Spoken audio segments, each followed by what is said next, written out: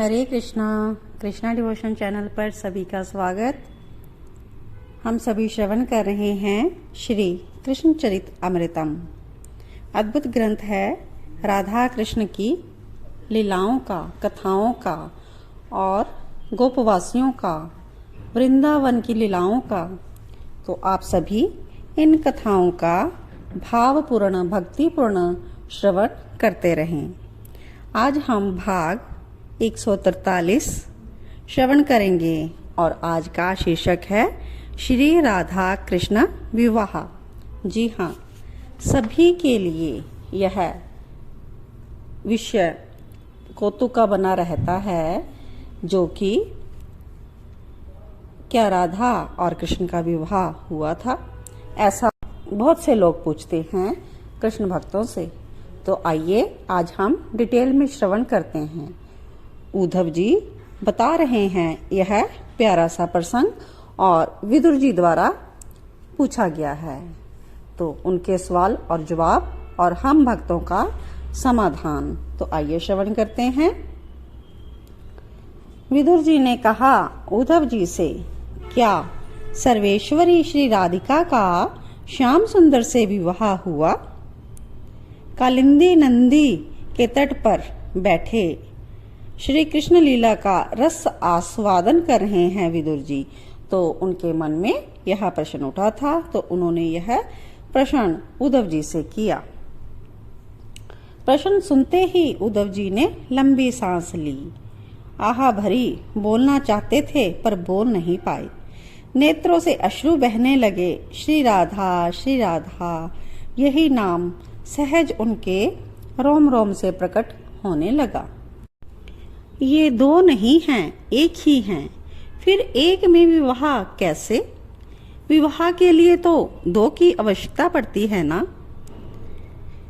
तो इस प्रकार मौन छा गया। उद्धव कुछ ही देर में बोले, ये प्रेम विशुद्ध प्रेम की मूर्ति है श्री राधा। आनंद को भी आनंद प्रदान करने वाली हैं ये श्री राधा।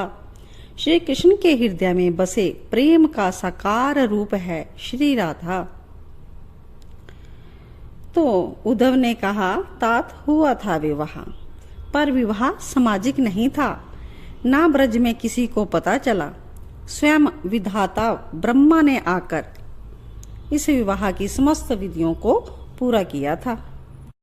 एकाएक नेत्रों से अश्रु झरने लग गए उद्धव के। उनकी हिलकियां भी बंधने लगी। ये सब एकाएक हो गया।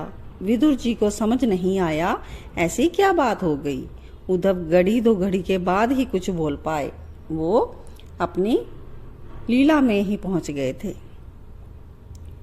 तो उन्होंने फिर शुरू किया श्रवण करवाना कि मेरे श्री कृष्ण ने जब मथुरा से मुझे वृंदावन भेजा और कहा मेरा संदेश देकर आना।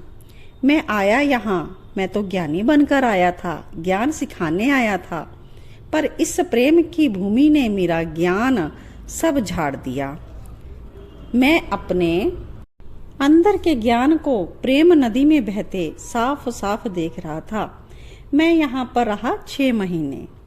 तो उस दिन की बात है, सर्वेश्वरी श्री राधिका जी के चरणों में मैं बैठा था।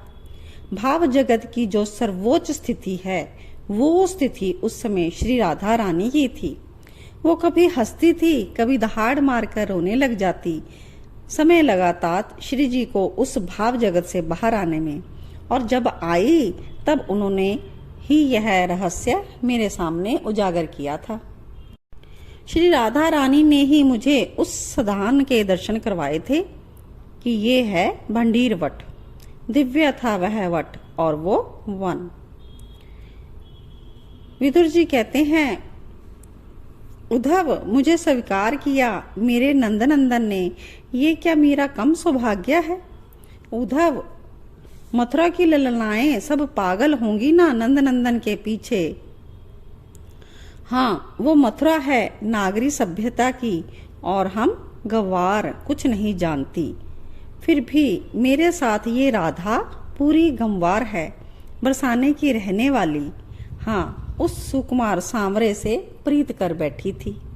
श्री राधा जी कुछ देर के लिए मौन हो जाती और फिर बोलने लगती कि श्री राधा रानी ने अपने ही मुखारविंद से अपने विवाह की चर्चा सुनाई थी। उद्धव जी ने तात को कहा, कहती थी कि उद्धव, मैं तो नित्य आती थी बरसाने से नंदनंदन के पास।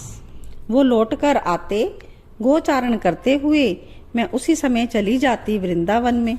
वे मुझसे मिलते, हम दोनों बैठकर बतियाते रहते। उनकी वो हंसी मुस्कुराहट, उनकी झूठी साची बत्तियां बहुत अच्छी।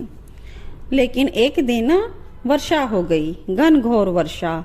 मेरे संग के सखियां भी मेरे साथ नहीं थे, पर मैं उस वर्षा में भी वृंदावन गई, खोज रही थी अपने प्रियतम को। और एक आवाज मेरे कान में पड़ी, बेटी राधा, अकेले तुम इस घनघोर वर्षा में ऐसे नहीं घूमते बेटी। तो मैंने देखा कि ब्रजराज बाबा मेरे सामने थे। उनकी गौएं खो गई थी। वृंदावन में तो खोजने चले आए थे। तुम जाओ बेटी, सुनो, आराम से जाना, बहुत अंधकार हो गया है। तो मैं शर्मा कर चुपचाप जाने लगी तो ब्रजराज बाबा ने फिर मुझे रोका, बेटी, मेरे लाला को भी अपने साथ ले जाओ और नंदगांव की सीमा में ही छोड़ देना। अब पता नहीं मेरी गौएं कहाँ गई हैं, मुझे कितना समय लगेगा, तुम इसे ले जाओ। ये कहते हुए नंदनंदन को अपनी गोद से उतार दिया ब्रजराज बाबा ने। मैं हंसी। मैंने ब्रजराज बाबा की गोद की ओर ध्यान नहीं दिया था। नंदनंदन और हम दोनों अब खड़े हैं वृंदावन में। दूर दूर तक कोई नहीं। ब्रजराज बाबा भी जा चुके हैं गौओं को खोजने। तभी आकाश से बिजली चमकी, घन गरजे और दोनों युगल एक दूसरे से लिपट गए थे। एक हैं गोलोक बिहारी और सर्वेश्वरी श्री राधिके।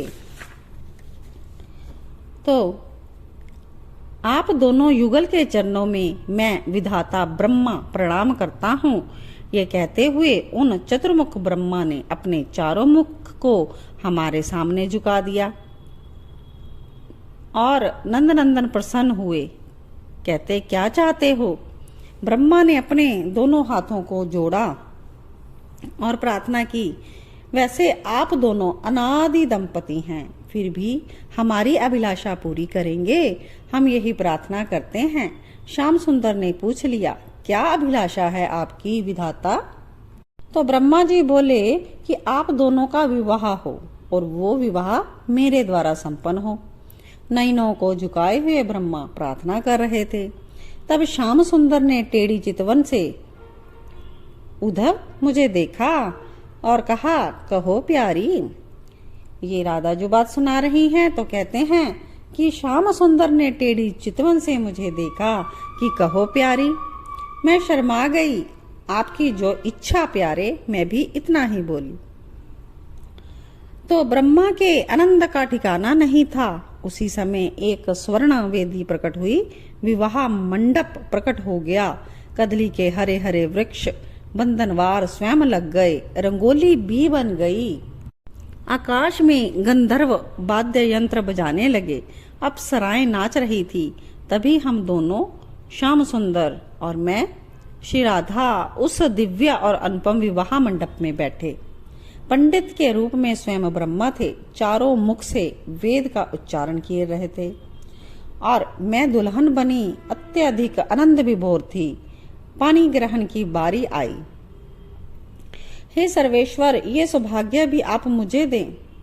ब्रह्मा ने हमारा पानी ग्रहण संस्कार भी स्वयं किया। मुझे अपनी पुत्री भी बना लिया था विधाता ने। चारों ओर जय जयकार हो रहा था और नभ से सुमन बरस रहे थे। दूल्हा बने थे मेरे श्याम और मैं उनकी दुल्हन। 7 फेरे हुए हमारे। आहा, कितना आनंद आ रहा था उस समय।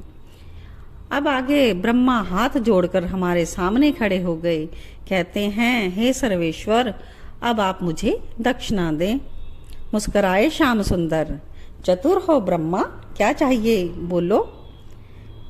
हे नंदनंदन, मुझसे जो अपराध हुआ है, आपके बछड़े और ग्वालों का मैंने अपहरण किया था ना, उसके लिए मुझे आप क्षमा कर दें। भूल जाएं उस अपराध को। हे नाथ, अच्छा ठीक है, जाओ, हमने तुमको क्षमा किया। नंद नंदन बोले। तो ब्रह्मा जी ने कहा कि अब मैं दुल्हन से भी मांगूंगा। मांगिए, आपने हमारे विवाह की सारी विधि की है, इसलिए मांगिए, क्या दूं आपको। राधा रानी ने कहा। तो ब्रह्मा जी कहते हैं, हे श्री राधिके, मुझे आप युगल सरकार के चरणों में अविचल प्रीति हो। तो मैंने उन्हें भक्ति का वर दिया। साष्टांग प्रणाम करके ब्रह्मा जी चले गए। फिर सारा मंडप अंतर ध्यान हो गया। दिव्य छटा बनी थी इस भांडीर वट की, वो भी अब नहीं थी। और अब यहाँ पर वही वर्षा थी जो घनघोर वर्षा पहले हो रही थी। भीगी हुई वृंदावन की अवनी थी, सब तरफ बारिश का जो मौसम था वो था।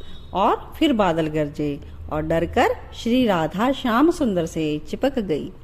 तो ये प्रसंग श्री राधा रानी और श्याम सुंदर के विवाह का था, जो श्री राधा रानी ने स्वयं सुनाया था उद्धव जी को, और उद्धव जी ने विदुर जी को बताया।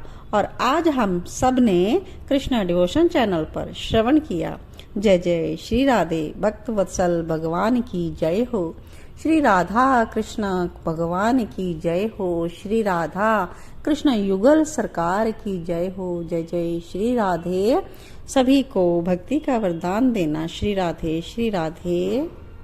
जय राधे जया राधे राधे, जय राधे जया श्री राधे। जय कृष्णा जया कृष्णा कृष्णा, जय कृष्णा प्यारो श्री कृष्णा। श्यामा गौरी नित्य किशोरी, प्रीतम जोड़ी प्यारी श्री राधे।